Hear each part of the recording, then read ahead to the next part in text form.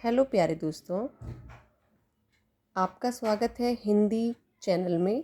आज हम पढ़ेंगे बांसुरी हिंदी पाठमाला कक्षा 5 का पाठ 8 ओस की बूंद। इस कविता को लिखा है सोहनलाल द्विवेदी जी ने। इस कविता का उद्देश्य है प्रकृति प्रेम तथा इसकी सुंदरता का सम्मान करने की सीख देना, विद्यार्थियों की कल्पना शक्ति का विस्तार करना। अब देखिए कविता में क्या लिखा गया है।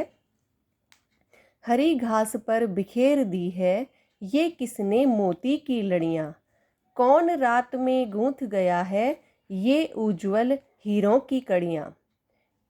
क्या कह रहे हैं कवि कि सुबह सुबह का दृश्य ऐसा प्रतीत हो रहा है कि मोती की लड़ियाँ, हरी घास पर मोती की लड़ियाँ और हीरों की कड़ियाँ कोई बिखेर गया है। यानी कि जब आप सुबह सुबह उठते हैं, आप देखते हैं कि हरी हरी घास पर ओस की बूंदें ऐसी प्रतीत हो रही हैं कि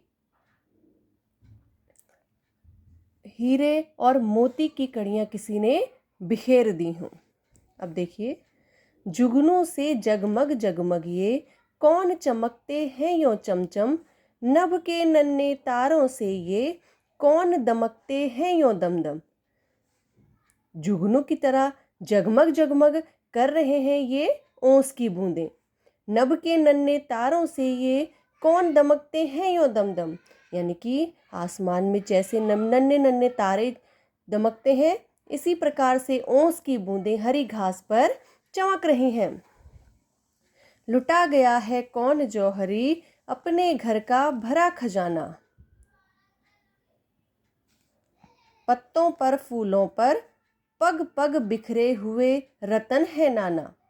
कैसा प्रतीत हो रहा है जैसे प्रातः काल की बेला में पत्तों, फूलों और हर कदम पर ओस कण रत्नों की भांति दिखाई पड़ रहे हैं।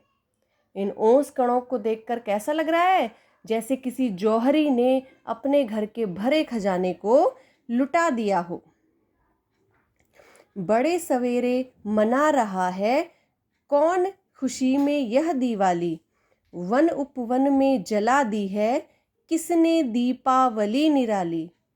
क्या कह रहे हैं, जैसे दिवाली के समय होता है ना, हर जगह दियों मोमबत्तियों से जगमगाहट दिखाई देती है, उसी तरह से ओस कण हरी हरी घास पर इस तरह से दिख रहे हैं। सुबह के समय में ऐसी दिख रही हैं जैसे कि यह पूरे वातावरण में कोई दिवाली मना रहा हो, इस तरह से जगमगा रही हैं ओस की बूंदें। जी होता इन ओस कणों को अंजलि में भर घर ले आऊं, इनकी शोभा निरख निरख कर इन पर कविता एक बनाऊं। अब कवि क्या कह रहे हैं, सोहनलाल द्विवेदी जी क्या कह रहे हैं कि जी होता है यानी कि मेरा मन क्या करता है कि इन ओस की कणों को मैं अंजलि भर घर ले आऊं, यानी अपने हाथों में उठा करके मैं कहाँ ले आऊं, अपने घर पर ले आऊं, और इनकी शोभा निरख निरख कर यानी कि इनकी जो सुंदरता है उसे देख देख कर इन पर मैं कविता बनाऊं। तो ये इस पाठ का सारांश है। इसके जो प्रश्नोत्तर है वो मैं अगली वीडियो में आपको भी दूंगी। इसके लिए आप चैनल को सब्सक्राइब कीजिएगा, लाइक और शेयर करना ना भूलिएगा। धन्यवाद।